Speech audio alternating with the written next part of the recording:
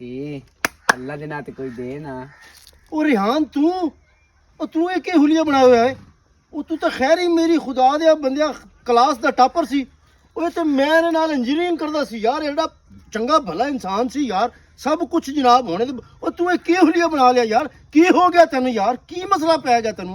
ओ तू केड़े काम फड़ रहे ने? ओए शाह जी मैं पढ़ाई तो बाद को काम नहीं लग्या, हालातां तू वेख के ते मैं मंगन शुरू हो गया कुड़ी बन के। यार तू मैनू दसदा, मैं तेन को काम लवा दिंदा यार। आखिरकार तू मेरा क्लास फैलो सी यार, मैं तेन कोई अच्छी जी जाप लवा दिंदा। एक जा ते काम है 50,000 रुपया तनख्वाह, 50,000 गल करनी है। शाह जी कोई इज्जत वाली नौकरी मैं तो कर लांगी। वैसे तू इस काम च कितने दिन दे कमा लेना? 8-10 हजार कमा लेनी है।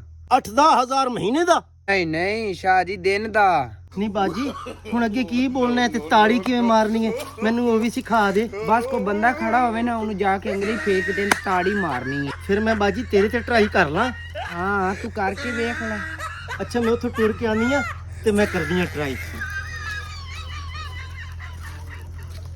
हाय नहीं बाजी रिहान, हाँ नहीं लेना, सिर्फ जाके नहीं कहना अल्लाह दे नाम ते कोई दे। हाय वे कुछ दे ना। हाँ ना। आ ना